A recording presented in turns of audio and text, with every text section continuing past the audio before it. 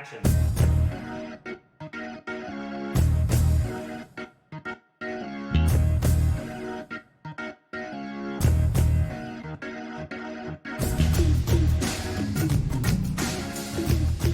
Welcome to Off Camera, the UC Film Society radio show all about movies. I'm Ollie.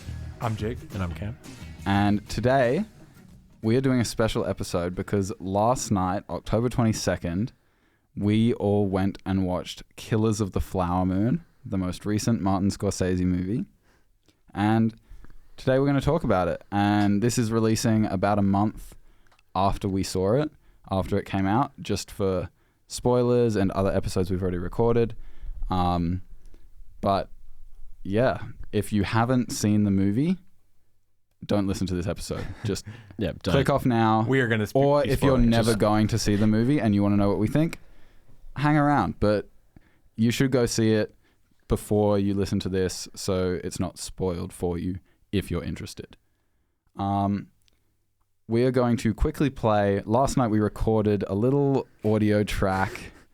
Our thoughts before we went in and watched the movie, just before we watched the movie. This is like in the hallway outside. Well, in the hallway to the theater. Yeah.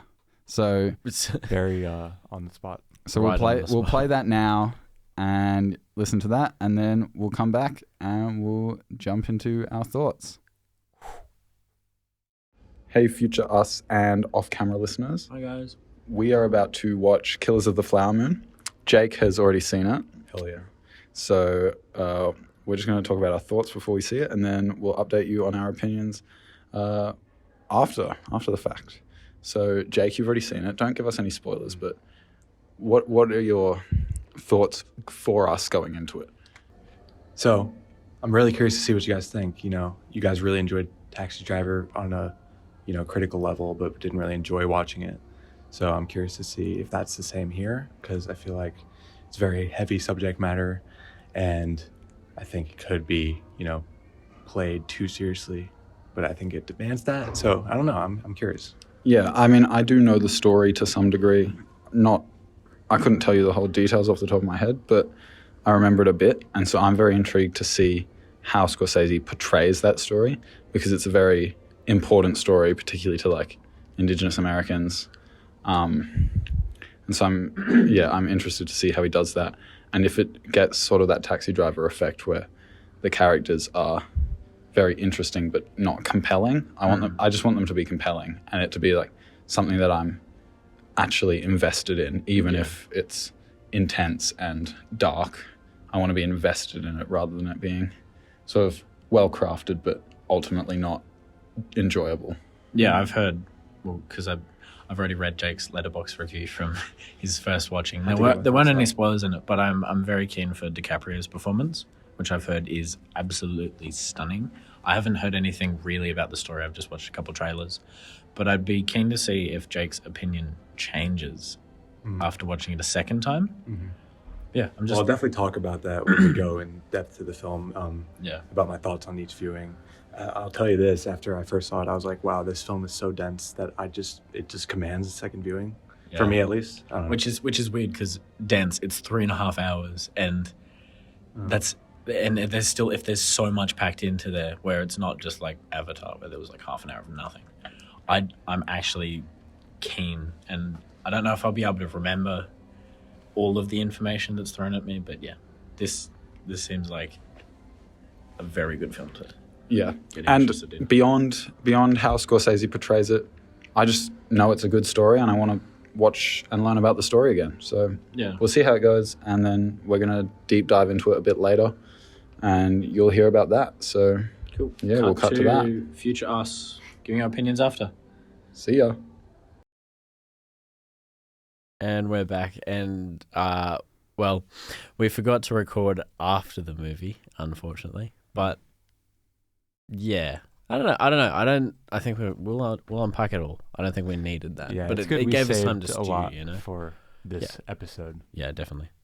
All right, Jake, do you want to start us off with a little bit about the movie itself? Yeah, Killers of the Flower Moon is the new Martin Scorsese film. It's one of his 20 plus feature films. clocks in at 206 minutes, so, prepare yourself. Not his longest film. The Irishman, his most recent film, is 3 minutes longer, not by a lot, but this film is set in 1920s Tulsa, Oklahoma, under Osage Nation land, and it depicts the serial murders of these Osage people in a ploy to, get their money and wealth, which is ultimately successful. It's an absolute epic. It's got a stellar cast. Leonardo DiCaprio stars in it. Robert De Niro stars in it. Those two have worked with Martin Scorsese the most in their career. And it's the first time those two have been in a Martin Scorsese film together, so it's very huge for that. It also has Lily Gladstone, Jesse Plemons, John Lithgow, Brendan Fraser, lots of supporting actors, a lot of like country musicians. Like I've looked into like the whole cast, and there's like 5 like musicians in the film, which I find just very weird. Shot by Rodrigo Prieto, who is like his new cinematographer now. That guy did Barbie as well, so he's familiar face working. And it's an Apple movie. It's in theaters now. It's gonna be Apple TV Plus. Apple TV Plus. Yeah. It's coming to Apple TV Plus. Yeah. Later on, they don't specify the date. Yeah, but I'm glad it got its theater play because I would have been devastated if I didn't get to see this movie in theaters. You'll watch it. You can watch it in your house and it'll be fine. It'll be good to pause it. But like, I don't think, for me at least, this film is really immersive and really. I feel like you might get taken out of it if you're watching it in your house. So definitely recommend seeing it in theater, biggest screen, if you can. I know this is releasing a bit later, so it might be out, but hopefully not. And yeah, I absolutely love this movie. I love Martin Scorsese, so that's not really a surprise.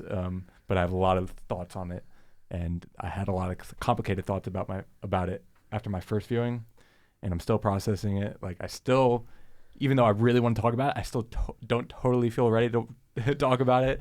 I want to see it again, but I also don't want to see it again for a while because it's so much in terms of length and what's in there. It's an amazing film with so much in it, and I can't wait to get into it. My first thought on what you've just said is it's not in Tulsa, Oklahoma. It's in Fairfax, Oklahoma. Tulsa is nearby. I was thinking about where it was shot. That's my bad. They talk about Tulsa. Events happening in Tulsa, but I forgot Fairfax was the name it was of it. shot in Tulsa. I didn't know that. Yeah. But it takes place in Fairfax. You're even from the US, Jake. Come on, Jake. Come on. I'm already slipping up. This is bad. Anyway, apologies. That's a nitpick, if you will. That's very American of you, not knowing geography of your own country. Yeah. That makes sense, yeah. So, Jake, do you know much about what the general public thinks of this movie? So I know it's got a really high Rotten Tomato score. I don't really take that into account because that's more critics. I know, on Letterboxd, it's got a 4.3 average star rating. So I know it's been getting a lot of love among, like, when I look on Twitter or people online. Like, I know a lot of people love it. The main criticisms are lauded towards the runtime, which I'm sure we'll get into.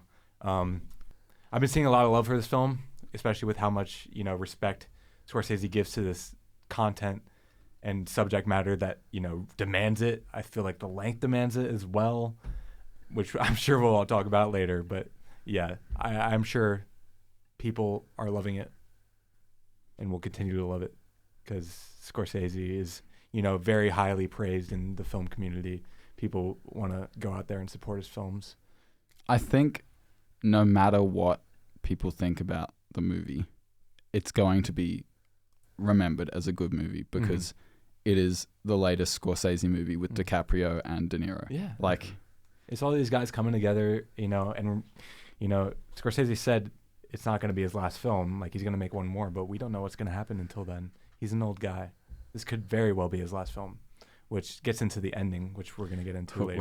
We did say this yesterday. He might get hit by a truck tomorrow, but we don't know if it'll be his last film. Very sad. But yeah, it very well could be his last film, so people will definitely remember it as one of, if not his last, one of his last films, because it will be.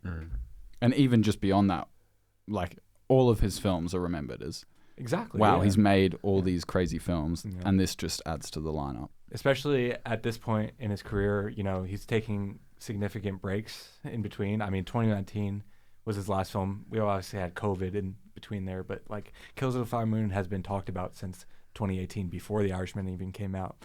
That's how long this thing's been in production. It's got delayed through COVID, through, just certain production issues. So there was a whole rewrite of the script, actually, Leonardo DiCaprio was originally supposed to play Tom White, the Jesse Plemons character. So there was a lot going into the creation of this film, and it's good to finally get it. You know, it's certainly going to be nominated for a lot of Oscars. I don't know if it'll win any because it's a very dark and sad film. That doesn't mean it won't win Oscars, though. I don't know. You think it impacts I that? think it's a bit too dark to be like Best Picture. Fair.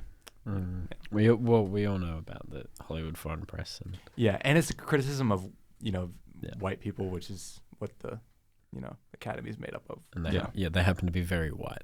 Yeah, Crazy. white old men, which is the villains in this film. Crazy. Who would have thought? Jake, we know a bit of the backstory and public opinion. Mm-hmm. Why don't we just jump straight into it? Your thoughts, or Well, do you want to give us thoughts? do you want to give us a rundown of the events in the film first? The events in the film. Like a couple. give us a synopsis. Just the main synopsis of the. So we start out, we see the Osage people finding oil, which is the source of their wealth. And then we get introduced to Ernest Burkhart, who is played by Leonardo DiCaprio, who is, coming back from World War One. World War One. That's what I thought. Typical American again, forgetting key events. He's coming back from World War One to Fairfax, Oklahoma, and he's just fresh out of the army. Doesn't know what to do. He goes to his uncle's house, William King Hale, played by Robert De Niro, and we start off from there. Robert De Niro's like, the white people help out the Osage. You should do the same. He does that, and he meets Lily Gladstone's character, Molly Burkhart. Well, Molly Kyle, I think her last name is, before she marries Ernest. Something like that. And they quickly form a connection, and that connection does benefit De Niro and DiCaprio because he will get her money essentially by marrying her. That's the plan. It's to kill off all of their family and eventually Ernest to inherit all the oil money. They get together, and then we sort of see all these murders depicted. From the start of the film, there's murders happening by Hale, obviously. And, as Ernest moves in deeper, these murders start to ramp up because King Hale's closer to his money now. And, it's very tragic to Molly and her people. And we kind of see that. And then, some significant murders happen inside Molly's family. Her sister Anna gets murdered, which is like the catalyst for, the FBI coming in, even though that's not when it happens in the story. But they kind of start, trying to figure out who's doing this. And more murders happen, and, Molly gets sick, and she's getting poisoned by, Ernest. And eventually the FBI comes in. Tom White, who it's based off a book, I should have said in the context. It's based off a book by David Grann about the FBI's investigation into the murders, very set in the FBI world. I know Scorsese did some rewrites and very twisted the perspective and made it more about Ernest rather than the FBI. But Jesse Plemons comes in, and they start investigating, these murders. And that's when Leo gets caught in his web. Ernest Burkhart, unfolds. He's a very pathetic and very easy to spot guy, so he gets captured quickly. He gets found out quickly, especially when he's talking to different people inside the lands to, murder this, do this. People get picked up because of Leo's one stupid act where he gives the guy his car for the insurance money, even though that gets him murdered. Burkhart's been convinced to flip back. He's gonna stay. And what's the catalyst for him? So he gets back, pulled out testifying by again. Brendan Fraser. Yeah, He's sat in a room with all of the big white guys from the town to pressure him into flipping on the FBI and not testifying. Which for is him. And an amazing then scene. his daughter dies of whooping cough. Oh yes, Mhm. that's and what I was he realizes his immediate family is the most important, Mm-hmm. and he agrees to testify against King Hale Mm-hmm. Yes. and everyone else. Mm-hmm. And then we're in the courtroom, and he testifies. Yes, and then right after that, there's a tragic scene with Molly where Molly basically asks him, "Are you free of all your sins? Have you, told everything?" And he's like, "Yes, I have." And then she's like, "But what was in the shot?" and that ties back into Ernest poisoning her.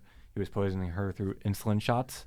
So Molly's asking, "What were you giving me?" And Ernest, being the slimy guy he is, he lies again, and then she just leaves. Just insulin. And then there's a hard cutaway to how many years later? Not in the 1920s anymore. It's past the 1940s. Yeah, it's at least 48 because the latest date I think they mention is 47, but I think it's in the 50s or even 60s. Yeah, and we're at a radio show, and this is just a recounting of the events of the film.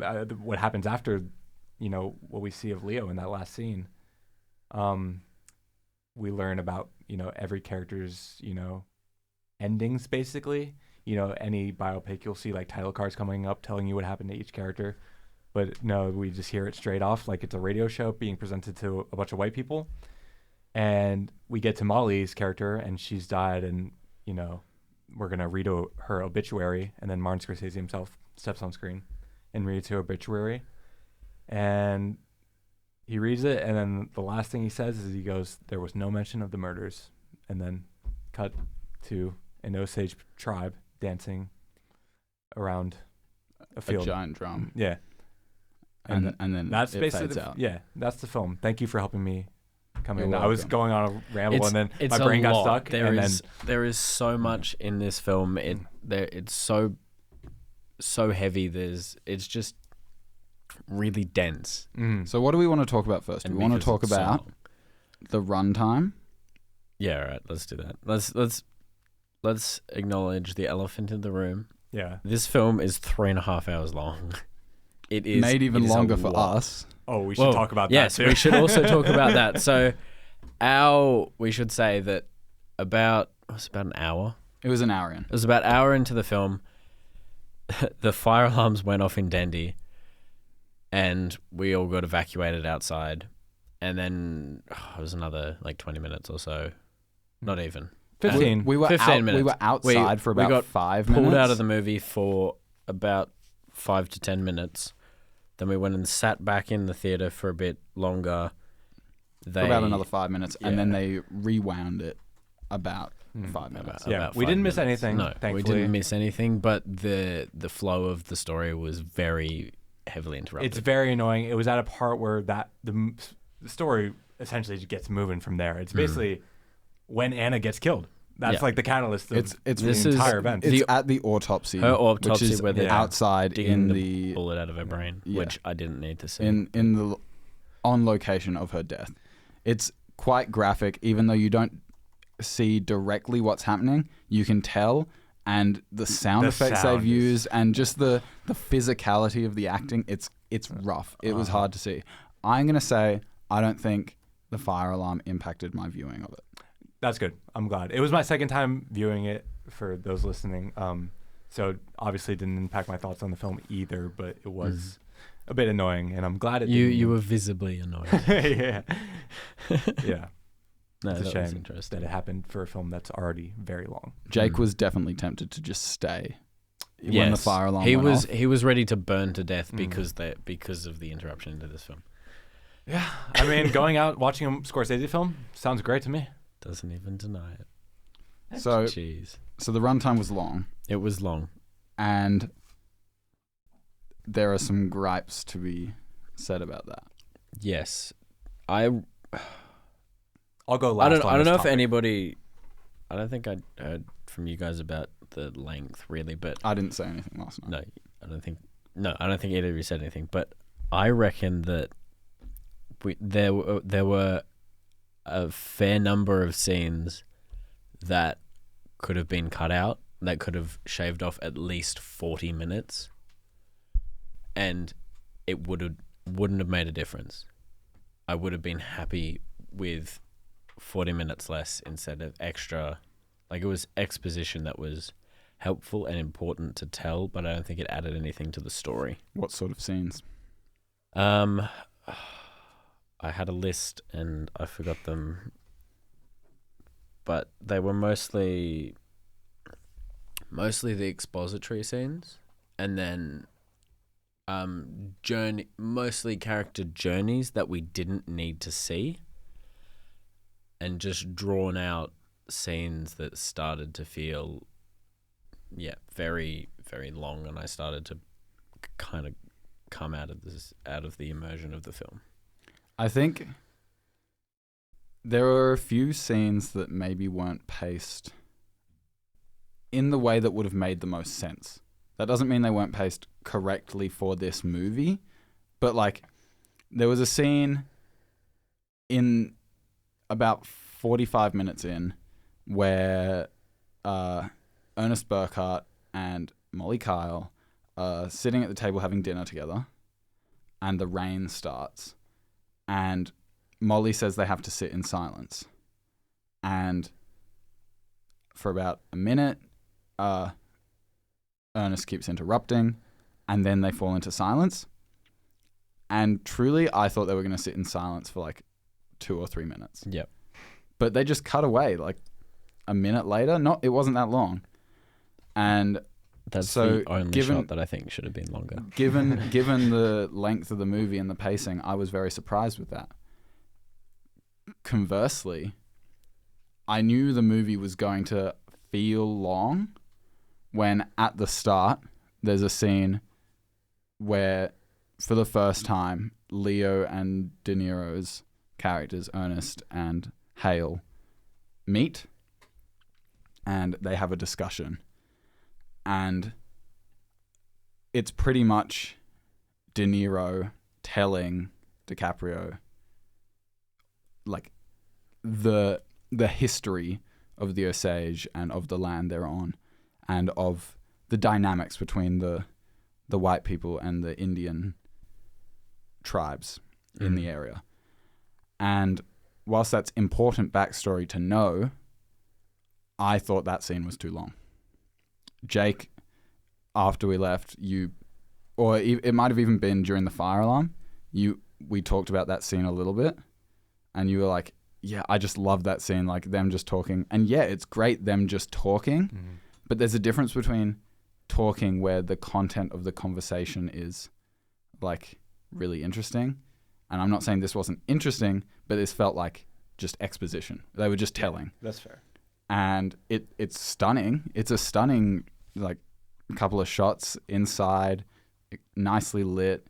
The set dressing, like the production design on this movie, oh my God, is insane. It looks amazing. Like you would never think that it wasn't in the 1920s. No, it was so believable, and the costuming as well. Yeah.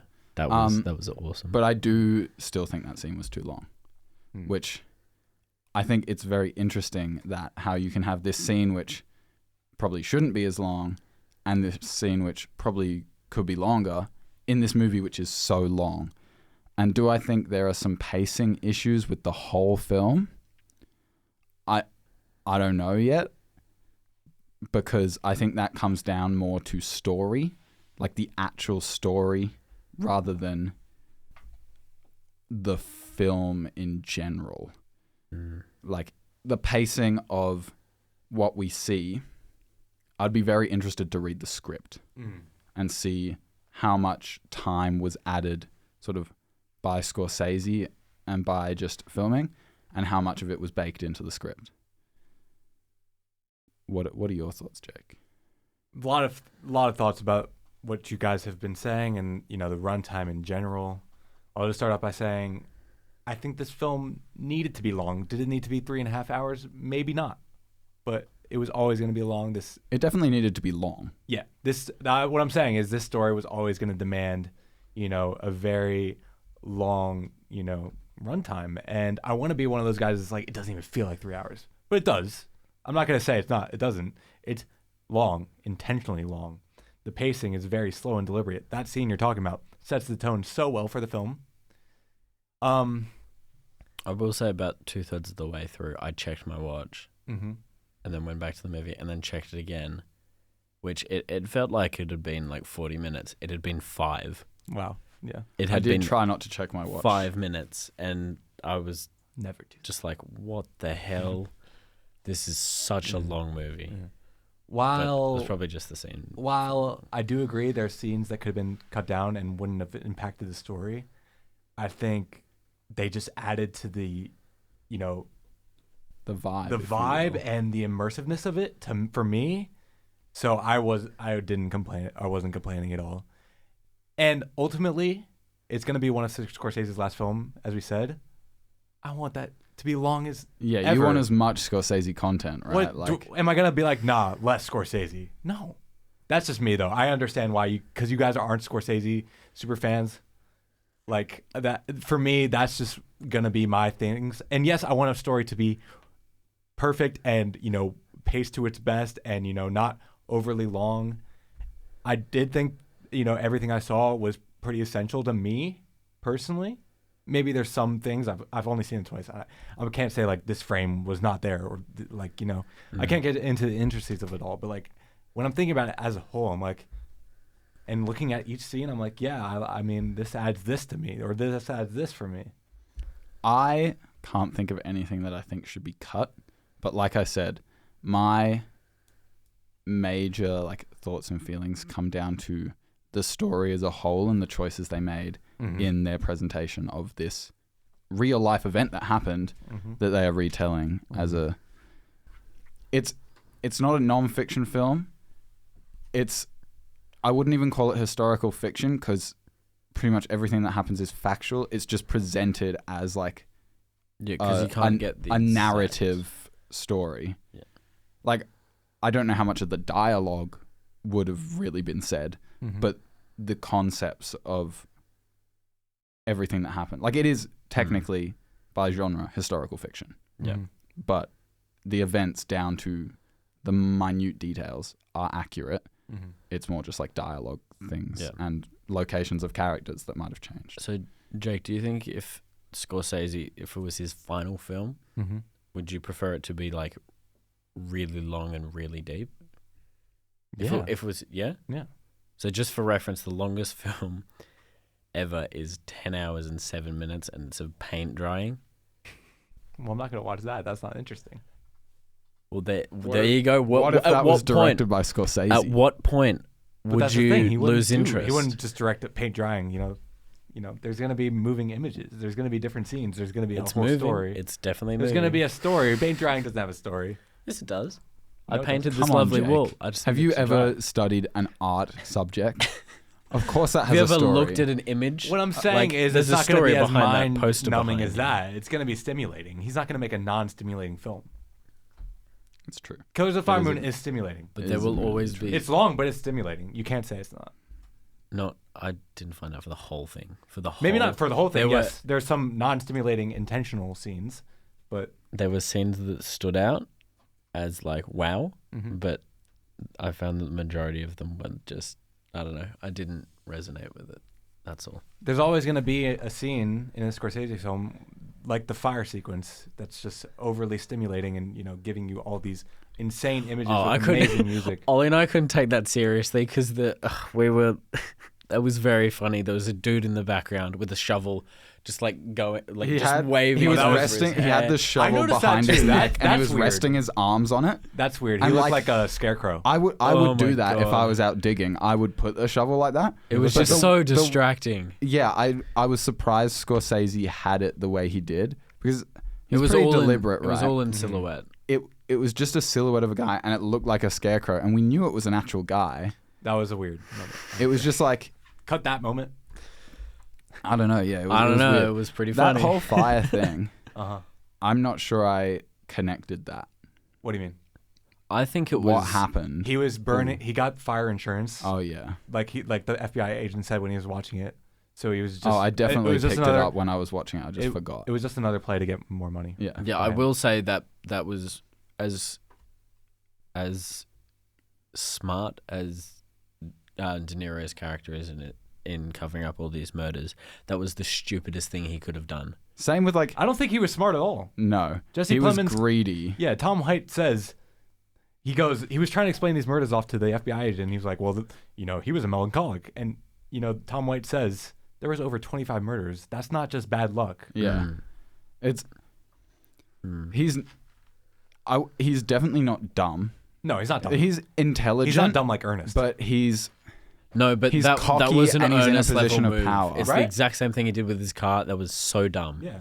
he's in a position of power with all these resources at his disposal, he is intelligent, but he's also cocky and racist. So he doesn't ultimately it doesn't matter to him because he thinks, and for the most part he knows there's going to be no consequences. Yeah, he thinks until he's there invincible. are. Yeah, until there are. because who's going to stop him? Yeah, and it's only after Molly Burkhart goes and speaks to the president. Yeah. Mm-hmm. That he starts They send the FBI in. Okay, so let's go into some categories about the film. I found 5 that were probably the most that gave the most coverage of the entire film. So we'll start with acting. Ollie, do you want to give us your opinion on the performances from these actors? I think it was stellar. Like you say, stellar cast, and I think the acting was just probably the best part of the movie. I agree. Like, I kind of went into it expecting it to be more visually stunning than it was. Like, it had its moments, but I think they put more effort into like making the production design and the art direction like really strong. So then any scene and any shot looked fantastic just by virtue of what was in it. That the actual shot composition wasn't bad. Like, it was still really good, but it wasn't like every shot is a masterpiece sort of thing like you get with some movies. Yeah. But the acting was out of this world. Like, you never liked Ernest, but you still felt sorry for him in a way. And then Molly was absolutely the best character in the whole movie. De Niro, like, Hale was, you just knew from the beginning. We'll come back to this when we talk about story, but the book and then just the way events unfolded in real life with this story, it was a mystery. But the movie is not a mystery. You know from the beginning what's happening. Like, they give you each plot point as it comes along. It's a pretty simple story to follow. Conceptually, there's a lot going on in the movie, but the actual plot and story, it's pretty simple to follow. Yeah. But from the very beginning, you know Hale's like behind it all. And so, like, we were talking about it being a mystery, and you could still make a mystery work even with knowing that Hale is probably the ringleader, and De Niro could change sort of nothing about his performance and it still be a mystery, because we would know, but we wouldn't know the events or how it happened. Anyway, we'll get into that when we talk about story. But even just the minor characters, like Anna, fantastic. All of the people that Ernest goes out to hire to do these jobs, these little side characters who play an integral role to the story but aren't in huge scenes. They're all a bit of fun. They're entertaining to watch, and they sell their part. They felt so believable. Yeah. I love all those As guys so real much. people. The doctors as well. The doctors, yeah. It's just everyone felt like a real person. And one thing like just a couple of days ago heard about acting is when you're acting, you know all the lines, but you have to deliver them as if they've just come off the top of your head.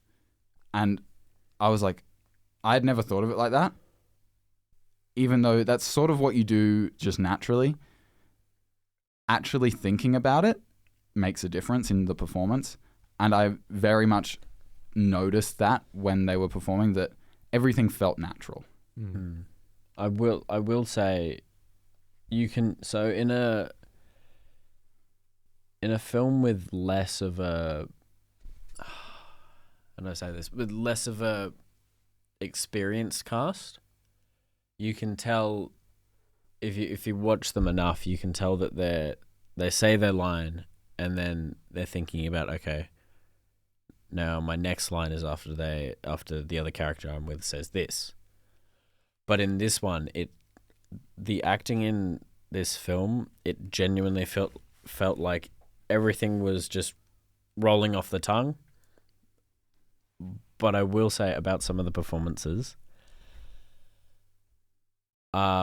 Molly, absolutely my favorite. Again, Lily Gladstone, amazing actress. Robert De Niro was having so much fun with this character.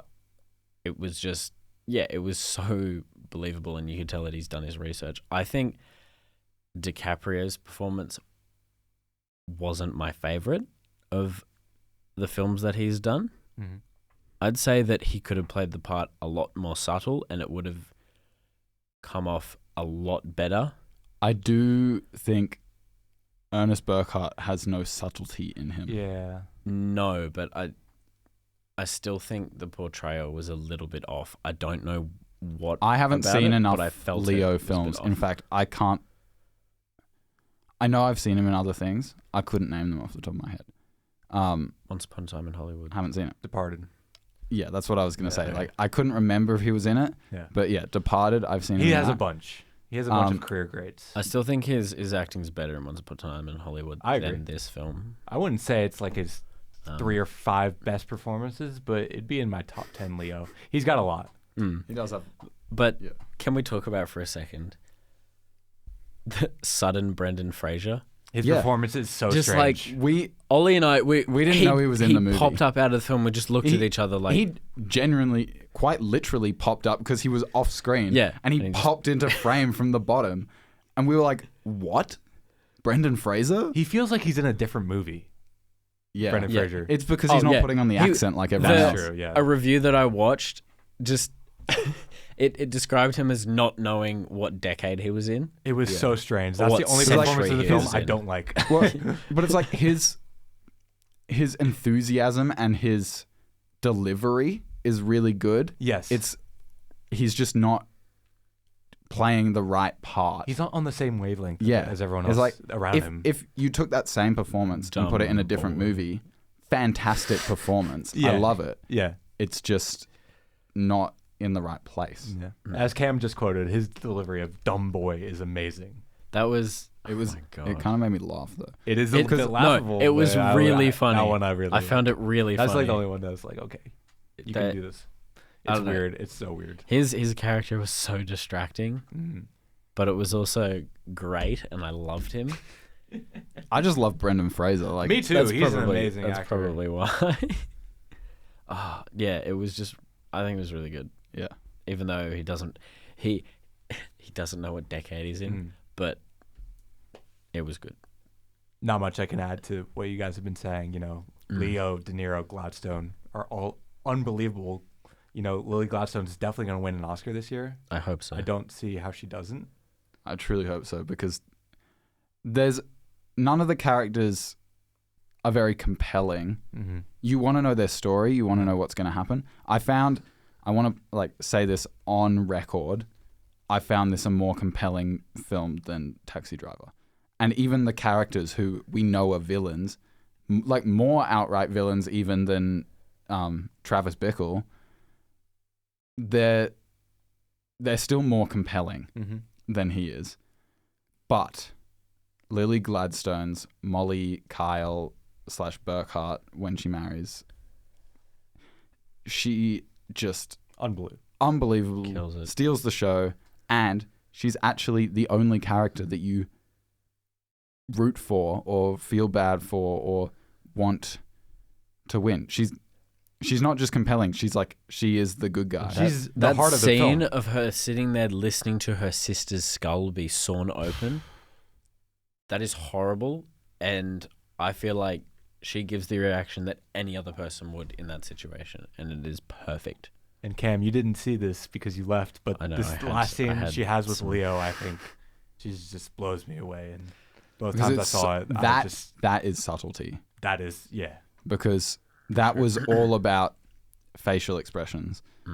Like her line delivery was amazing, but the highlight of that scene is just her delivery and her facial expressions and everything like that. I agree with you about Taxi Driver being less compelling than this, by the way. I think Taxi Driver is better made, but this is just a Better more- made how? better made from a, you know, directing perspective, I don't know about that. the screenplay is better, I think. De Niro's acting is unreal, but that's a conversation for another I day. think De Niro's acting in that is not comparable to his acting in this because the characters are just the opposite ends of the spectrum. But I know, I'm just saying De Niro's performance in I that don't know. separate is amazing. Except he has someone to draw off because his character in Taxi Driver is not a real person. Well, true. This one, that makes I sense. feel Yeah, like you he's can- creative. you do more research about a real person than you can do about a character. The only research you can do about a non-fiction character is About a fiction character. fiction character. Sorry. You create them in your mind. Yeah, you create it in your mind, but also the only information you have about them is in the script and maybe in a character bio that the director could write. But even then, you don't have that resource there. Anyway, a comparison between Taxi Driver and Killers of the Flower Moon is not what we're here for today. Yeah, Yeah. that's a whole separate conversation where we So- rank Scorsese's so films when you guys overall- see all of them. What would you rate the acting in this film out of 5? 4 or 4.5. I feel like you say, there are some like minor discrepancies that bring it down. I don't know if they bring it down too far. I'm gonna go with 4 or 4.5 at the moment out of 5, and then we'll see after the other categories if I come back. and I'm change with that. you there. I'm going to give it a 4. There's one performance. Because There's only of one the- performance that rubbed me the wrong way. So I'll say a 4.5, but it's more like a 4.75. What was the performance? Brendan Fraser. Oh right, yeah. Oh. Our man. He's our- funny, our dude- and I didn't- love him. It didn't fit. but it didn't doesn't fit. Yeah. No, it didn't fit. John Lithgow That's the only was one- awesome. I love as him. He's awesome in it. The prosecutor. I also think the mother that dies in the film Lizzie Q. beautifully. That actress was a film amazing. Her name is Tantu Cardinal. Shout her out. So Shout out. 4.75 if we're doing those minute decimals. We're not, Nah. but that's okay. 4.5 then. Okay, what's the next category? The next category I've written down is cinematography. Okay. I want you to go first, please. Oh my god. I didn't have a shot that I didn't like. Not every shot was amazing, like we already said, but there was not a single shot that I felt didn't fit or didn't look good. This was shot on the Aricam LT and Aricam ST, which have come back. These are film cameras. They use 35mm film, and these have come back out of the grave and have been used on so many recent winners, like award-winning films. And I don't know what it is, but they always look amazing. I think my favorite shot from the film is when Ernest is reuniting with his wife after being held in captivity in the field with the 2 cars. That was amazing. Ollie doesn't like it because there's a continuity don't issue. Not like it. I think all the shots are stunning, but there's one shot where they're, say, 2 meters apart, and then in the next shot they're 1 meter apart, and you notice that jump. I didn't notice it. I Both will my say viewings. the continuity errors are. I just want to ask Very before I prevalent. talk about it, is continuity its own thing? It is not. Okay, so yeah, I think the shots. That's kind of to do. There with, were a few continuity things that I mostly noticed. It's truly nitpicking, but I noticed in like over the shoulder shots, the person whose shoulder we were over, the one who's blurred out, there was imperfect continuity between the shots, and like I get it's hard to match that in an edit. I have been editing recently and it's rough. But this is also a big budget film where I imagine they have more takes and more experienced actors than we have as an actual continuity department, Yes. not a person. So that like it didn't take me out of it. I noticed it, but it wasn't impacting the performance or the story. I was just like, oh, interesting. One thing I will say about the shots, it was because of the way they have to scale it down for a Dendy screen. Yeah, so for a cinema screen. at Dendy, there were definitely moments where I was seeing the lines of the screen. Yep. Oh, there was rough. There was what looked like a massive hair in the middle of the screen, and every single time that area was like white or like a sky, I'd notice it, and I didn't see that. annoy I the didn't see shiznit that out of either. me. That's really Every single funny, time. though. It's just this one big gash in the top of the screen. Imagine the lens just had like a crack, hairline crack. People in IMAX are like looking at every particle of that crack. They can see every single little shard of glass. But yeah, like I think I'm not a cinematographer, and I found it stunning. But like I said before, I think they used the camera to more make the production design shine than to have the most beautifully composed shots. But that being said, every shot was still amazing. It just wasn't like, wow, this shot's a masterpiece followed by a masterpiece followed by a masterpiece, which it doesn't need to be. That's overachieving. But the resolution of the Dendy Cinemas is 2048 by 858, so just about 2K. Yeah. And So it was noticeable. it was very noticeably less quality. But I like that about cinemas. I noticed that in John Wick 4. You can see the grain in the picture, and I really enjoyed that. And this goes back to the conversation we were having the other week about IMAX and the medium you shoot it on.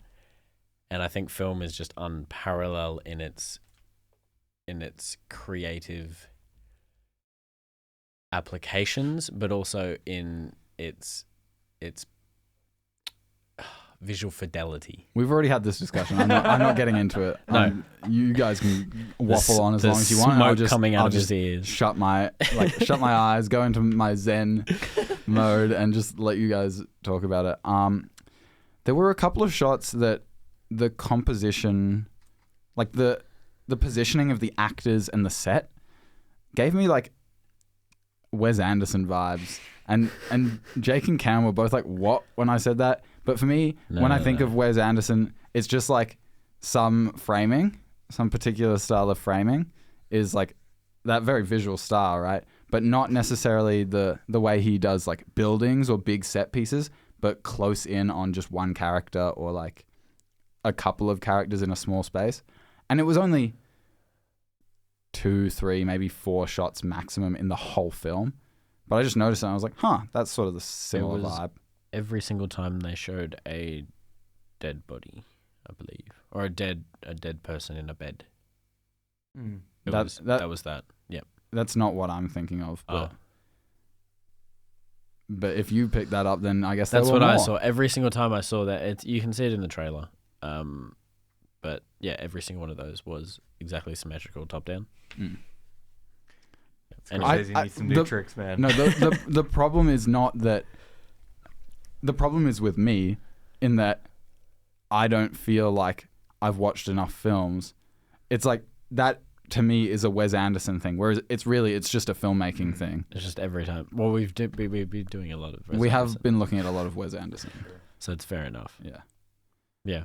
But that was sort of the only thing. It was only 4 shots, like about that many. It wasn't that much. I just, when it came up, I noticed it, and then I got back immersed in the thing. Yeah, I will say, my favorite shots from it are that the field where they're The fire. well, it's the head. When they touch heads. where they're touching heads in That's the my favorite shot, field too. after they comes out of prison, but also the fire shot. Yeah. I'd rate it slightly lower because of that dude dancing around with the shovel on his shoulders. That was just so distracting. But it's a whole scene, the fire stuff, and Yeah. every shot in that scene is just mind blowing. The shot of De Niro and DiCaprio and Scorsese. Oh my god, De Niro looking into the fire with just that reflection on the light coming off it on his face is like, okay, he is like in the character. This is a real person. He's done his research. Amazing. It just enforced the performance. There's one shot in the opening scene when they're, praising the oil, and the kids are like looking through the, building. And I don't know if it was a split diopter. Cam, I want you to, but like there's a kid watching eyes in the front and then the back. They're both in focus. I didn't know did you notice that shot? I think I remember. It was for like a split second, wasn't it? Yeah. So we see I'd have to have one another eye look. looking, which I love. That's one of my favorite shots too. But there's a second shot where we see another eye, and it looks like a split diopter, but I could be wrong. But because I can't see the parts that's not in focus, but because it all looks in focus, so it's probably not. Yeah. So for anyone who doesn't know, a split diopter is like a piece of glass you put on the front of the lens, which cuts the frame in half and allows you to have two different focal planes. You can see it in Toy Story 4, which we also talked about a couple of weeks ago. But it was Google's not working for me at the moment, so I can't find the reference shot to have a look at. But it's I think I know what you mean. But it was only for a split second, so I'd probably have to watch it again to I was just meaning to ask you about it because I didn't know. That's probably the way it was done, yeah. It's one of my favorite shots. Cool. Okay, so overall for cinematography, Jake, what would you give it? 5. Ollie? 4. Oof. Okay, I'd give it a 5. The next category is the score. So Jake has some words about that, I believe. Yeah. It was composed by Robbie Robertson, who died earlier this year, unfortunately. A longtime collaborator with Martin Scorsese. He scored The Irishman and worked on his music for a bunch of films. He was also a musician in the band. The band is called The Band. Scorsese did a documentary about them back in the 70s called The Last Waltz. The score in this film is one of the more subtle aspects about this film, but I think stands out the most to me in creating this immersive experience, in creating aesthetic, in creating a mood. You know, it's always there. I feel like the score is always present in the film. I can't remember a scene that doesn't have a score, even though there's like some small sections, like when Lizzie Q gets taken to the afterlife, that's scoreless. But most of the time, need a score though. Most of the time, there's a rhythm with the drums and the bass, very quiet. But it propels this journey along, and I think it's very dark and very moody, and it starts a little rocky, like Robbie Robertson's famous for rock tracks. The first track when Leo's getting off the bus, it's very it's very upbeat a little bit, even though there's some darker tones. Sorry, the train, yes. Which is an amazing off the track. what, sorry?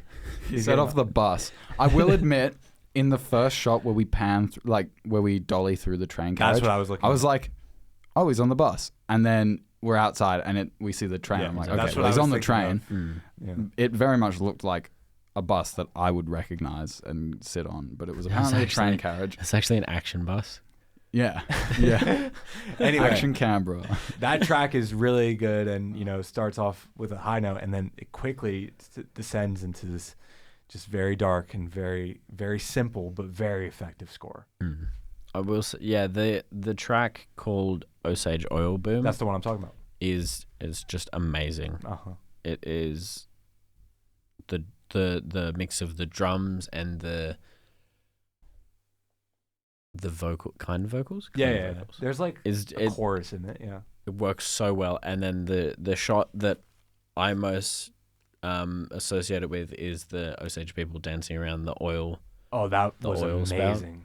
That was incredible. Yeah. It's in the trailer. Yeah, I can't believe I don't have that shot. Literally just searched up that shot. It's real oil that they did it with. Yeah. Yeah, I was actually. So when you find oil, this is a quote from Rodrigo Prieto. When you find oil, it bubbles under the surface. But he, Scorsese, wanted to do something surreal and joyful, which contrasts with what that black gold brought them. So the shot required an oil pump as well as a derrick oil rig. They actually shot it out of the ground using a real oil pump. That's so awesome. That's wow. I'd hate to think of the health effects that could happen if you got it in your eye or something. I don't know. Well, because petrol stings when it gets in your eye. This movie had a very big budget, so it did. So I assume they could afford healthcare. Ollie, do you have thoughts about the score? It just, I like the main music I listen to is film scores. I find it hard to critically analyze them because usually they're so good that they're just seamlessly connected to the story in the film and Yeah, the cinematography and just everything's happening at once.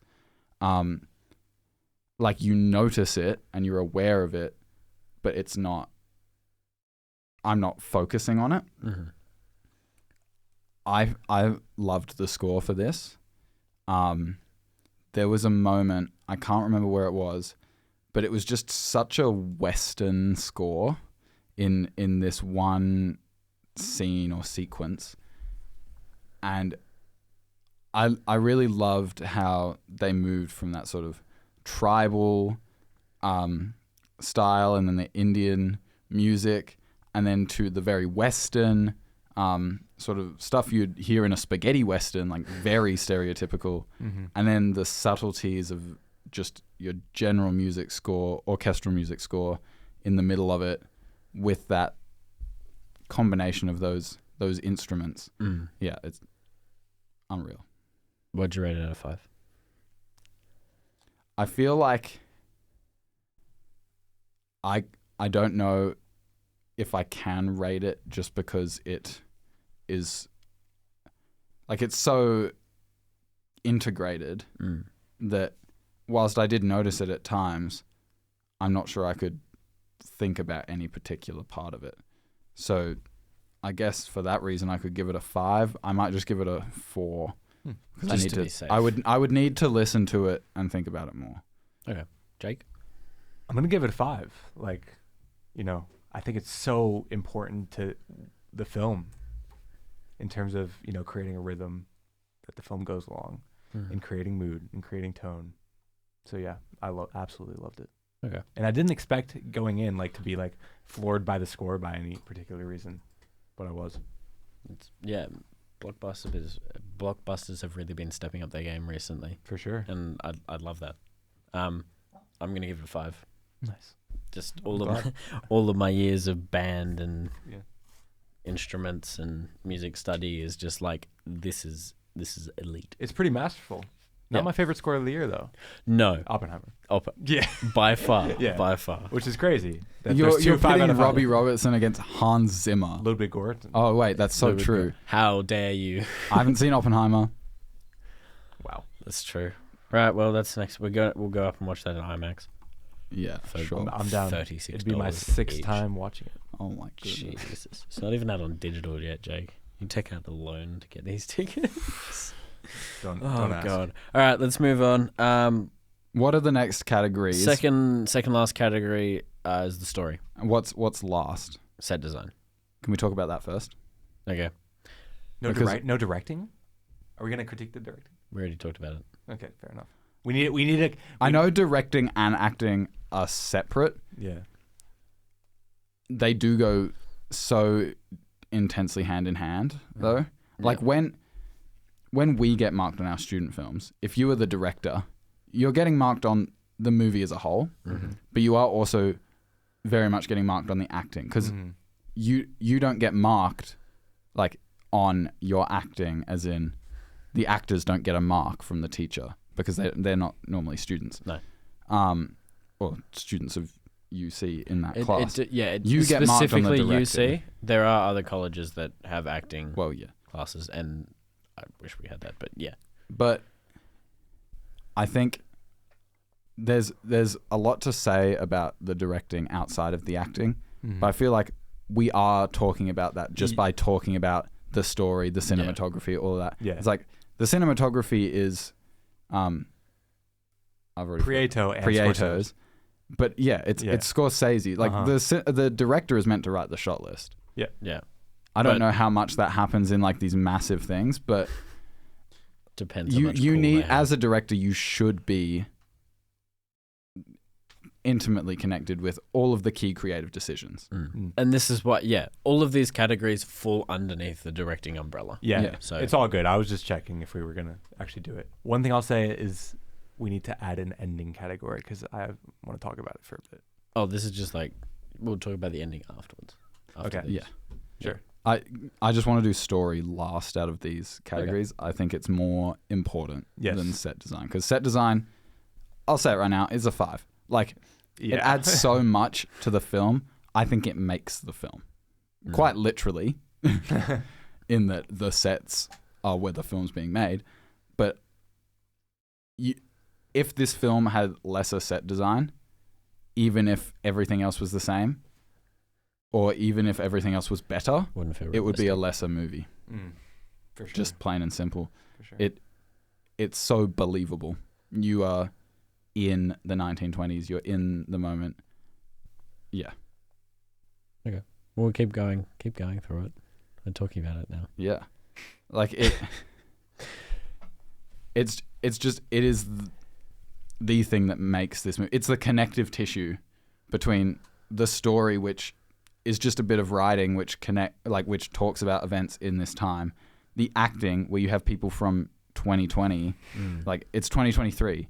We live in 2023. You can't forget 2023. No. And yet they're performing as if it's 1920. They built an entire town Yeah. for this. So it's just set design. On a student film, set design is like neither here nor there, because The normally blender your sets are that just comes an with- outside location. Or it's the blender that comes in the kitchen that you choose to film in. Exactly, right? Like But it feels in real 'cause in it's a third kitchen. year, you sort of get more into that because you have someone whose dedicated role is to be art director We do. and set designer. Even in second year, you do.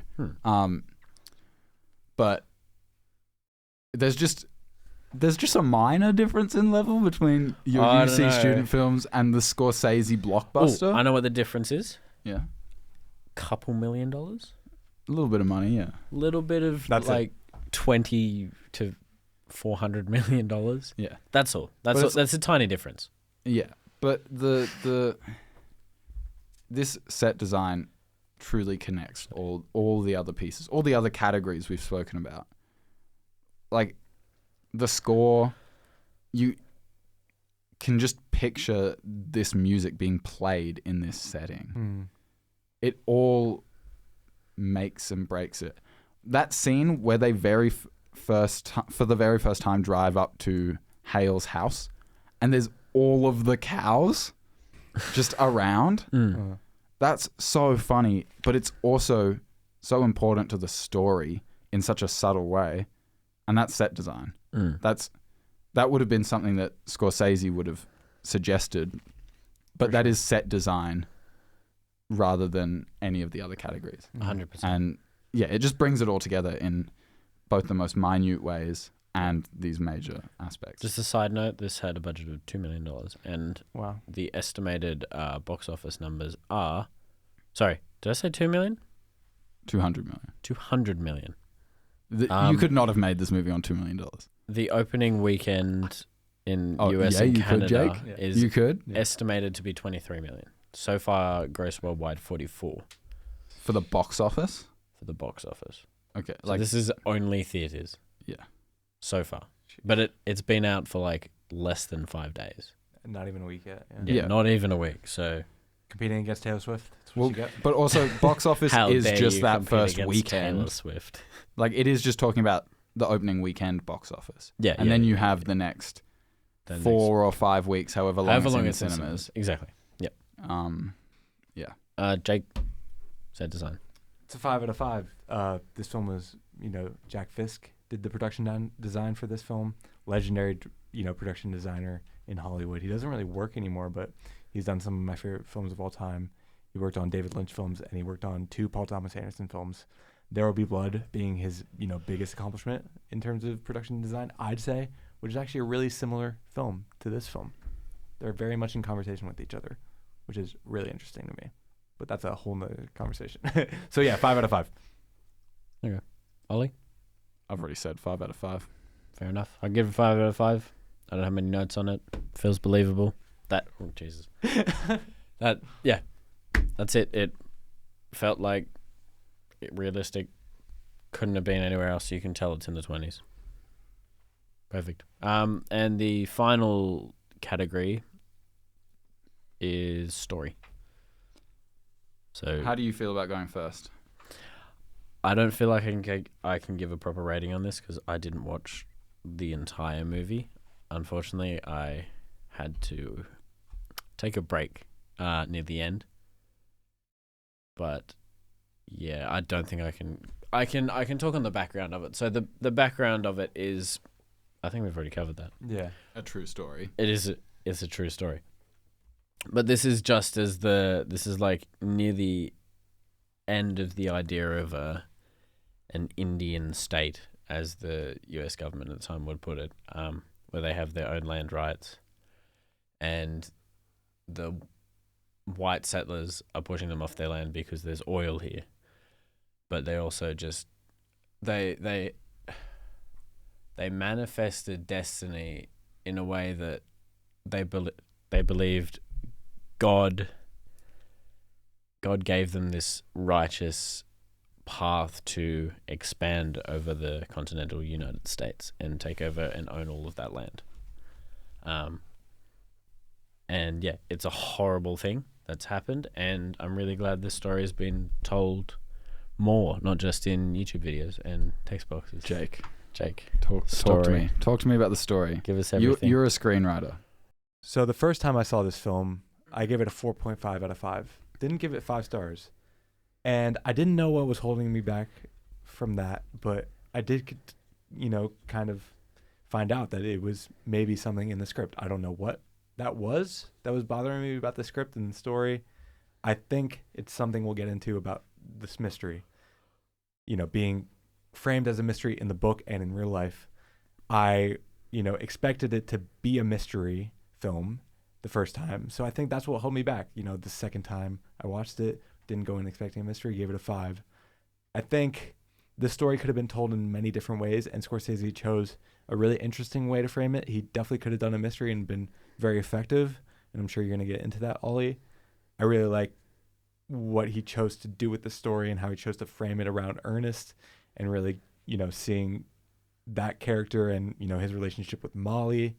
It really, puts you inside the Osage, world, but also gives you, takes you out of it as well, and it makes it, impactful that, Ernest kind of rips it all apart. Not Ernest himself, but, I think putting Leo inside that world kind of makes it all the more impactful when it gets destroyed. Because he gets put in with Molly, and it's very romantic. And I think that, well, it's not very romantic, but, It's romantic of the time. There is a connection between Ernest and Molly. Yes. And that quickly gets torn apart. And I think choosing that way to tell this complicated story was really interesting and something I didn't expect, but I really appreciate it. Yeah. So when we left the movie, I didn't really know what to think. I still don't, in terms of like my ultimate viewpoint of it. But looking at the story and the way Scorsese chose to tell it as this almost family drama is what it is, if you're getting down to it. It's kind of a family drama at the most extreme blown up level, quite literally. I didn't even mean to do that because they blow up a house. Too soon. But so the book is a mystery, presented as a mystery. And so the book is written as a mystery. It's a non-fiction book.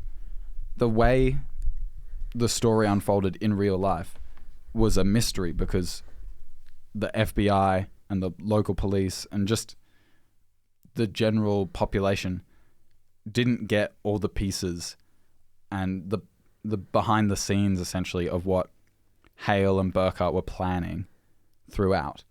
We get that from the beginning. And I left the movie going, they really leave nothing up to interpretation in terms of individual plot details. Obviously, it's a very conceptually interesting film beyond just the plot points, but you don't have to do much work to figure out what's happening. And I wasn't sure if I thought that was the right way to go. Obviously, there is no right way to go, but if that's what I would have preferred, I'm not sure. I wasn't sure. I've thought about it more, And I think that if it had been presented as a mystery, it would lose not just some, but 90%, a massive chunk of the power this film has as a story showing the oppression of the Osage people and of Native Americans. Because if it were to be a mystery, you're following the FBI, so you're already detached. You're following these events as what they are, murders, rather than as impactful moments on a family. And we get to see intimately the reactions of that family and of Molly in particular to all the events that happened to her and to the whole town of Fairfax and all of the Native Americans that are murdered by Hale's machinations. And while there's a note to be added about accessibility, I think the way it's currently written, it's less accessible. Even though the plot points are simple enough to understand, it's so long, it's so conceptual.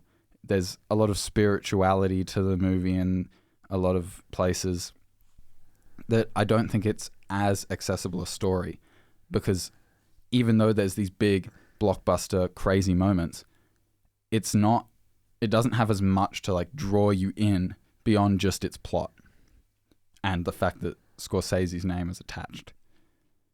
So I think it being a mystery would quite possibly make it a better selling movie, but I don't know if that would be the right choice for its subject matter. I'm with you there. I do think that the little notes that I do have about the story, it's, you know, from the beginning that King orchestrated these murders, and you know who killed these people. So it makes it's cool to see the setup for it. It was important to see the setup, but then I think it takes away from the whole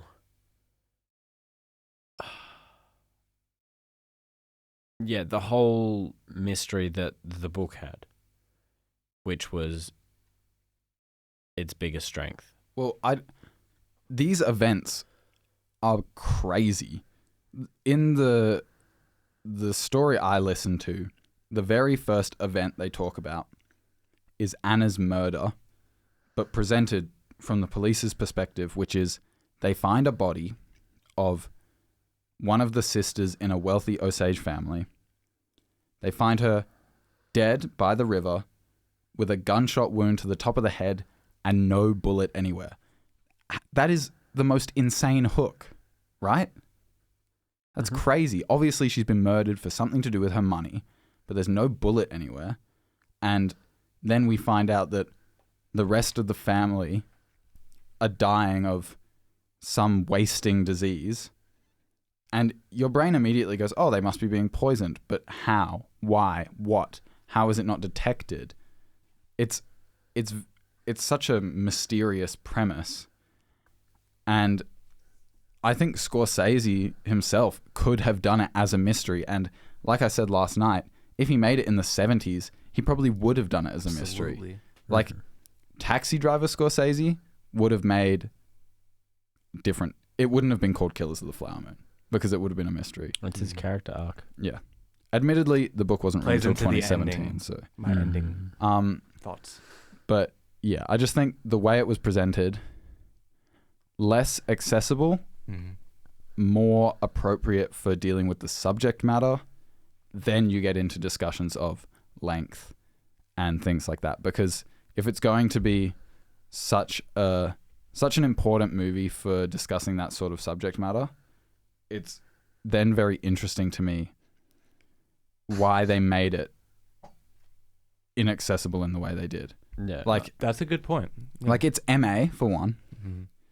It's like there's a lot of racism and violence in the movie, which is important to the plot and to that discussion of the rights and oppression of Native Americans. But it's also just very keen on making you invest in these white characters while knowing that they're the bad guys. So yeah, there's a lot going on, and I think making it as long as it was from a like activism standpoint, if you will, was not the right choice. From a story standpoint in general, I just don't know. I don't know if I can speak to the length at all. But I think if they wanted to, if they weren't trying to make a blockbuster, which also had this activism element, if they were just trying to make a movie that was accessible to watch, sort of fictional in that it's a narrative rather than just here are the details of an event, they could have made it shorter. Yeah, I'm kind of right there with you on the accessibility of the story and what were you saying about, like, you know, could have been a mystery. It's a very important story, and I think, you know, if it was a mystery, it wouldn't have been as impactful, like you were saying. You know, the fact that we, the audience, get to see who's actually doing these murders from the start makes every murder we see that much more impactful, because we see both who's doing it, and then we see the Osage people's reactions to it, and we know that they know who those people are, but they don't know that these people are doing it. I don't know. It just makes it all hit much harder for me personally. I think what then is interesting is there are some mystery elements, but it's done in an interesting way. Like a character will die, like Bill Burns, the private investigator that the family, the Carl family hires, that Molly hires to investigate Anna's death. He is killed, and we see him get bludgeoned, and we're like, oh, he's been silenced. It must have been by someone sent by Hale. And then they cut back to it later, and it was Ernest and Byron. They didn't even get some lackeys like we've seen for other things. But I was intrigued as to why they went the mystery route for that, because we already knew. And so they only leaned into the mystery in that way, in those sort of little scenes that were shot in there. It's just, I don't have any like positive or negative thoughts about it. It's just something I'm thinking about. It's very interesting. There's also like, the mystery isn't who killed Anna. The mystery is Anna was actually pregnant when she died, or it was how they did it. Yeah. I did like, or how they did it. Yeah. That part of discovering how Anna was killed. That scene was very, I liked it. But yeah, apart right at the from end that, in the trial. Yeah. But apart from that, I don't know. I think it would have been better if we had this from more of the perspective of the constabulary finding out about it. From a story perspective, from a investment and yeah, like I say, it could go either way. It depends what the focus of the movie is. If they're wanting to make like an entertaining blockbuster with the same sort of story, but it would, like, this story inherently has those social issues. So even if you made it as a mystery from the perspective of the FBI, it's going to have like that baked into it. But Scorsese played it up. Like, he made it the main focus rather than the murders being the main focus. The oppression is the main focus. And I think because DiCaprio was going to play Tom White, I think originally it was going to be closer to the book. For sure. And we were going to follow the FBI investigation. But then there were discussions. DiCaprio said he wanted to play Ernest, and I don't know if the rewrite happened before or after that, or right in the middle of that, but it ended up being more of the family focus. I think the fact that this is one of Scorsese's last film I'm really glad it isn't just your standard mystery film. That would have been amazing. I would have loved it.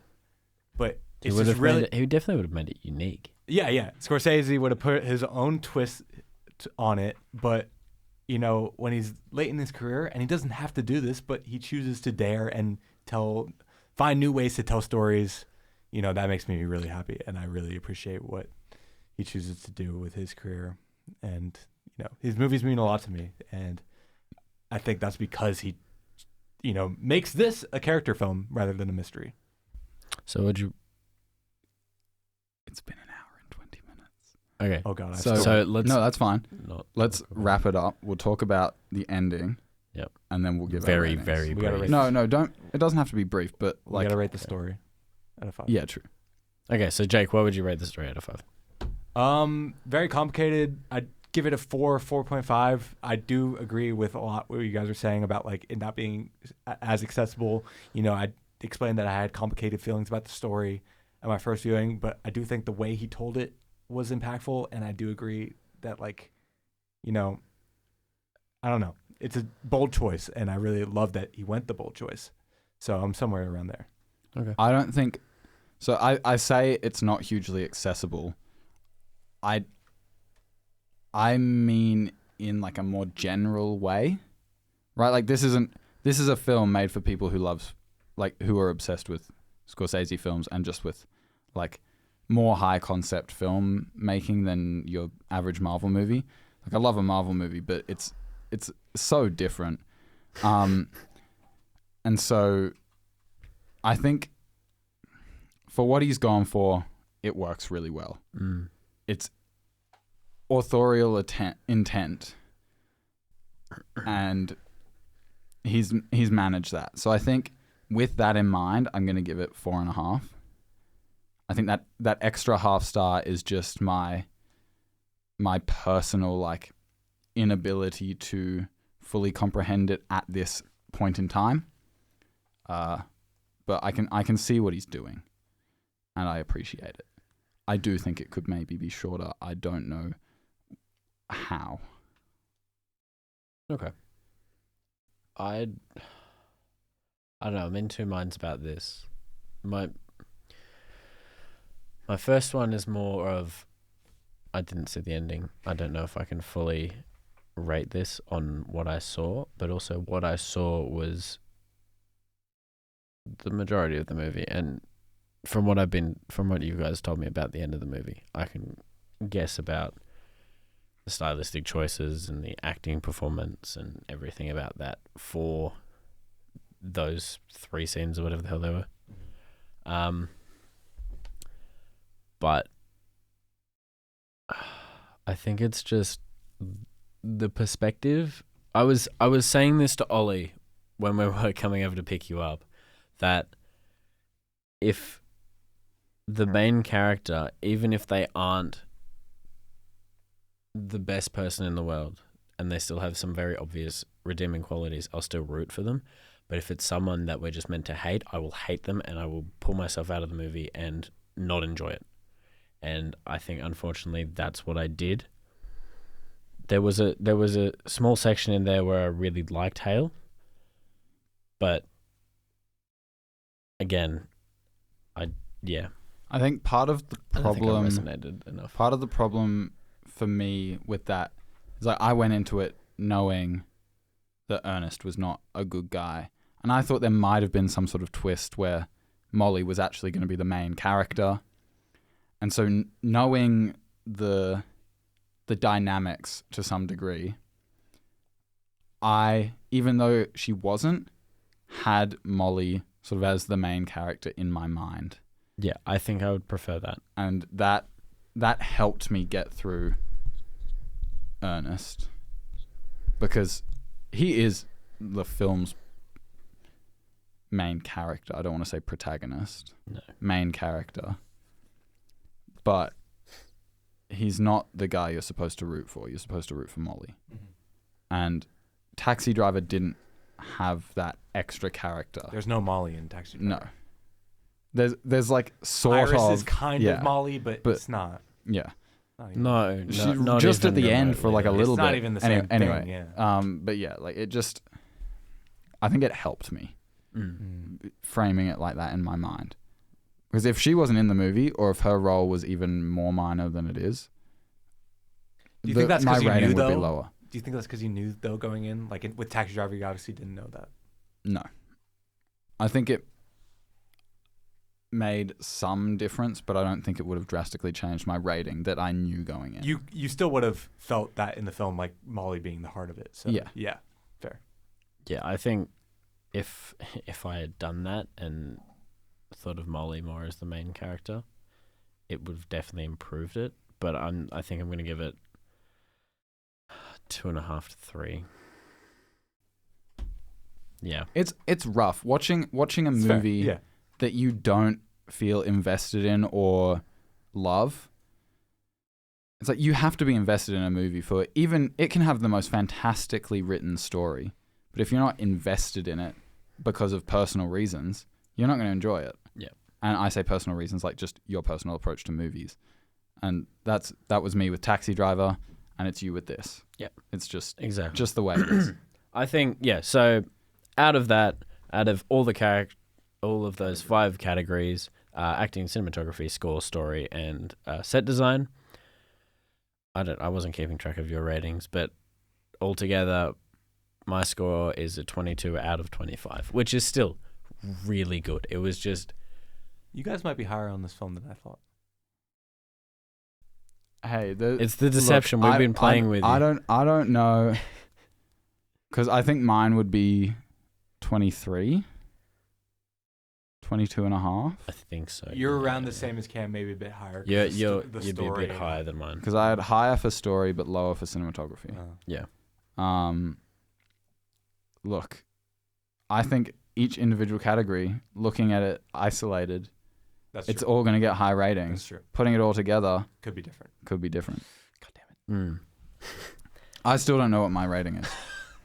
Let's talk about the ending, and then we'll do Yeah. our final ratings. Oh man. Let's do it. I Cam, will I'm sorry, but- sit out of this discussion. Yeah. That's all right. I'll sit out of this. You guys go for it. Before I go on, can you give me your thoughts on the ending? So, I said this to Jake last night, but when the radio show section came up, I was very intrigued and I wondered why they might not have interspersed it throughout the whole thing. I then quickly realized that's kind of an insane idea because it would take you out of the story. But putting it at the end, instead of doing something funny to what we had, like if it had been interspersed, it would have done something funny to the story. I don't know exactly what it would have done, but it would have to some degree diminished it. But putting it at the end, it's a unique way of doing those. Normally you get in the credits, like a what happened to them after the events. Doing it this way instead was so much more powerful because it's both. That event was fictional, but also not. Like, I don't think that happened in real life. It might have, but not to that degree. So it was fictional in that way, but it was also non-fictional in that it was literally just telling the real life events as they happened, whereas the rest of the movie was a partially fictional retelling of this story. And so I think it enhances it in that way because the whole point of this movie is that it's a fictional retelling of factual events as close to those events as possible. It's like, this is probably the most accurate historical fiction I've seen. Like I said earlier, I don't know how accurate the dialogue is, but the key story beats. Normally things change. You change it to make it more interesting for a movie, but everything happened the way it happened in real life. There was just, you can't know what people said. As for Scorsese coming on, when I first saw him in profile, I thought it was De Niro. So I thought we were getting like De Niro coming on, who had played Hale, talking about or reading the obituary of Molly. And I thought that was so powerful. And then I realized it was Scorsese. And I think there's a meta powerfulness to that in terms of Scorsese himself. I think it would have been more powerful for the story if it was De Niro. But I think for real life and for Scorsese's life and filmmaking career, it's more powerful for it to be Scorsese. Yeah, the ending has stuck with me ever since I watched it for the first time. I've been thinking about the ending most of all, and it's one of my favorite things Scorsese has ever done. I wouldn't put this film in my like top 5 Scorsese films. He's got so many masterpieces, but this ending really sticks out to me, and specifically his choice to put himself on screen. You know, that could seem selfish to some people. I'm going to give myself the last line in my own movie, but I think it's quite the opposite. I think he's basically, you know, accepting all this guilt and blame that he has to depict such awful murders.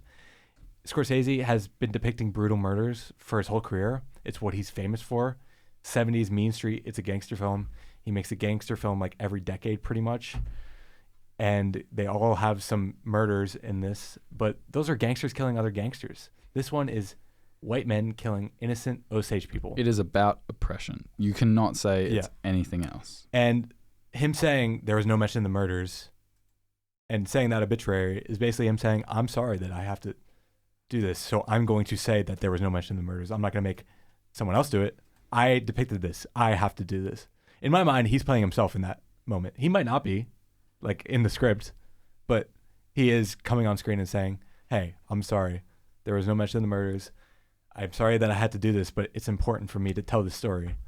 And it's also very powerful because we've been saying this whole time, it might be one of his last movies. And, you know, he's going to, you know, be meta and, you know, tell us the final note of one of his final films.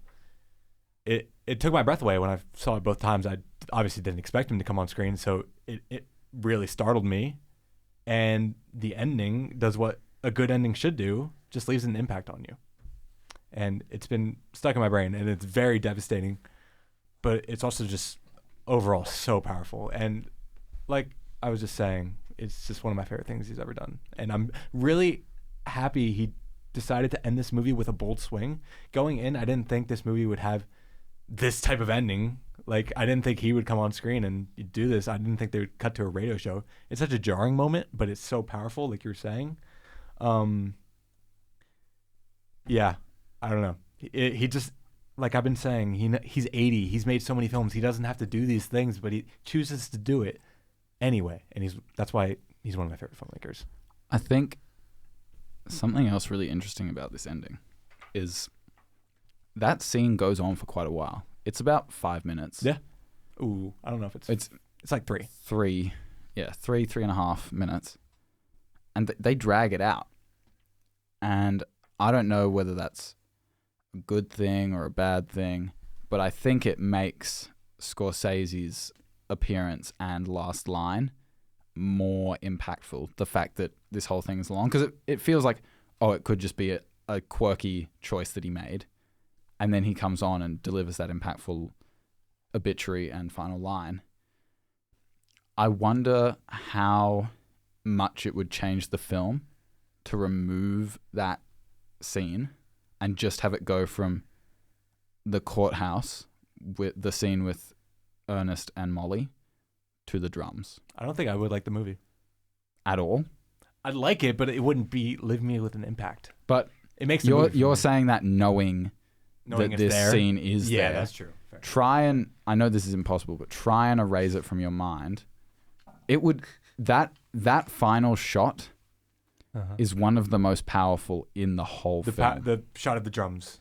Yeah, the drums overhead. And then the yes. zooming out. Yes. Craning out until we see all of those Native Americans circling. Dancing. Yeah. Yeah. I think that is one of the most powerful shots in the whole movie. I agree. And I think there's something to be said that going straight from that scene of Molly being at her most in tune with herself because she finally realizes that she's been being lied to for a significant amount of time, which has just reminded me there's something I want to mention. I'll come back to it.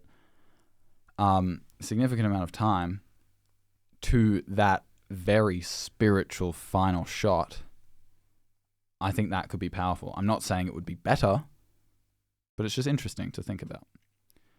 I did think, this is not related to the ending, but just the whole movie. You don't know when anything is happening. Like, they don't put up times or dates on the screen. They say 2 months has passed, and I think it's been 2 days. I think it could benefit from just having a little thing that says what year or what date it is. That's a good note. I don't... Like, that will be deliberate from Scorsese to not put that in.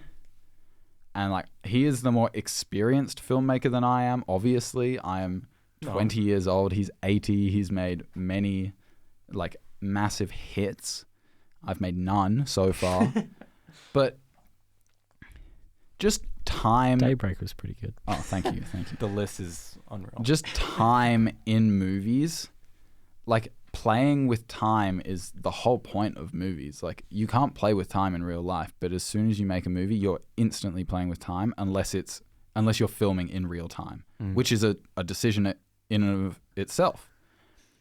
But I think showing those time gaps instead of just randomly stating them and you being like, wait, what? Would make those significant jumps more impactful. Like, I don't know how long Molly was being poisoned by Ernest.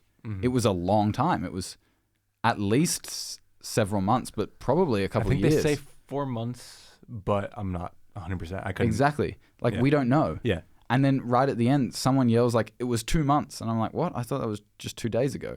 I can't remember what the event was, but there's just a lot of stuff like that where I felt like it could have benefited from just having a bit of clarity in that.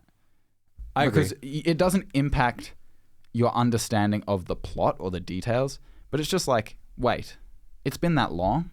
I would have liked to know that it's been that long before entering this scene. It would have made me think about it a bit more. I would have liked that too, for sure. And it also would have made it more accessible, which is what we were saying. Like I'm saying, accessibility. Also, bad subtitle font. Come on, Scorsese. It was just like... I'm ready to that was horrendous. I don't think it was Arial, but it was in the vein of Arial, and it was grey with like black outline. Oh, hang on. I can find it. It was boring. When it the was fire alarm happened, that's like the one thing we talked about. Yeah, because I didn't want to talk about my thoughts on the movie, but I was like, it's just so plain. And these are subtitles chosen by the editor or director. It's not just Dendy has put subtitles there. That is something baked into the film. I've said baked in a lot, but that's something baked into the film. I like that term. You can make these like that's a creative choice, choosing your font, and the use of the indigenous dialect, I don't know what it is, and language is so key, especially with Hale and then Burkhart being able to speak it. It's just, I don't know, it's a creative choice that I think they could have put more thought into. The font was Helvetica. Yeah. That's plain. Hey, at least it wasn't papyrus like Avatar. I think Helvetica New would have been better. That's really good for titles. I use it a lot. I think I say it's my favorite font, but that's a really nerdy thing. Anyway, Still, let's wrap up on the ending. I'm sure you have a couple more thoughts. No, I made my point about like him accepting the blame pretty much. Yeah. I think it's a very, very, very honest and powerful thing that he didn't have to do it all, but he chose to do it. Yeah, I think it was good. I liked it as a creative choice. I don't think they should have got rid of it and just had the drums. I just wonder. It's a good point. Wonder what it would be like if they did do that. That was the shot I walked in on, and I'd say it's very powerful. Yeah, it's very powerful. Even though I didn't see the ending. You got the message. I got the message. Mm-hmm. Okay, final ratings, and then we're going to wrap up. Let's start with Jake. Yeah, because I'm the known rating. Yeah. It's a 5. Like, I was always going to love this film. I'll be very honest about that. It's Scorsese, De Niro, DiCaprio. Those are like my 3 favorite people in the film industry, like ever. Obviously I'm just being a bit exaggerated, but I do love all those guys so much, and them combining to make a massive, colossal epic was always going to stick with me. And it's one that is even more powerful than I thought it was going to be. I didn't think it would have that ending, like I was saying. I didn't think it would depict these murders in such a devastating way. I didn't think it would depict the afterlife in certain scenes, like the Lizzie scene, in such a powerful way. I did have some complicated feelings about it after my first viewing, but that kind of went away. And, I'm curious to see how this film will last. It could be just too fresh in my mind. I don't know. Like I said, I'm still processing it. I'm going to see it again, not for a while, but I'm going to. And maybe I'll have more thoughts then. But for now, it's a 5. I love it. Scorsese is... We'll definitely get those thoughts off you when you... Yeah, you will. See it for the 6th time. Yeah. Scorsese is the greatest, in my opinion. So, yeah. I'm going to give it... Do you want to go first? It looked like you were about to jump in. Well, I just went and rated it on Letterboxd. Okay. I rated it a 4. I rated higher than I thought you were. I rated it a 4. All of those categories we talked about, every single one but the story, I had no complaints about and really enjoyed. If it was shorter, it would probably be higher. But my God, it's such a long sitting. Do not take a drink with you if you're watching this in the movies. If you're watching this in the cinema. You only drank like this much of your Coke. The tiniest bit. He had like the Coke 2 before sips. it though too. I had the Coke before. We it, drank though. a lot at dinner beforehand. Yeah, there was a lot of water beforehand as well. So Hey, I'm happy. I thought you were going to give it a 3.5. What? No. What were the ratings you said in the car on the way home? 3.5. Okay, yeah. I'm gonna give it a 4.5, and I think whilst I have gripes in multiple categories, I don't think they diminish the rating except for in the story.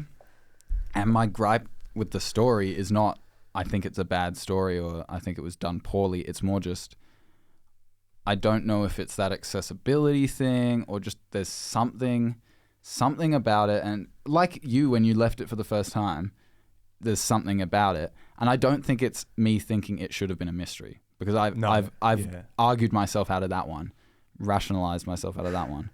But there's just something. I don't know what it is, but it's just holding it back. For me, personally. But it's still a very good movie. I'm thrilled. This went That's good. so well. Yeah. I'm very surprised. But to some degree, I am getting that Taxi Driver feeling of like, it's Scorsese. It's well put together. Like there's that was never going to be in doubt, which is why it's the story for me. Like Taxi Driver, I gave a 4 and I hate it. This I'm giving That's a 4. why I said 4 This for I'm you. giving 4.5 and I did enjoy it. Yeah, there's just something holding me back. I will say there was an editing issue near the beginning of the film, I think, when Ernest is in voiceover. He's not voiceovering, but it's shots. It's like a J cut or something. Yeah, something like that. But where there's a tiny little cut in his voice that just maybe I blacked out there or something, but it was like it was noticeable enough that I went, hang on a minute, and it sounded like it was an editing issue where they chopped off half of his speech or just where they came in mid-sentence. But I don't know. I don't know if you guys saw that or not, but maybe I didn't notice it. You mentioned it to me last night. I didn't notice it. But I wouldn't be surprised if it did happen and you're not hallucinating. Look, it's never going to be my favorite movie. But, me neither. But it's good. Full stop. Watch it if you can. It's out of and the have your cinemas. own It'll be on thoughts Apple about TV it. Plus. I really hope people in the go out coming and weeks. see this film. Probably. But we're going to wrap up there because we've been going for an hour and 43 minutes. Hopefully we'll cut it down. So thanks for joining us for this special episode. And we'll see you next time. That's a wrap.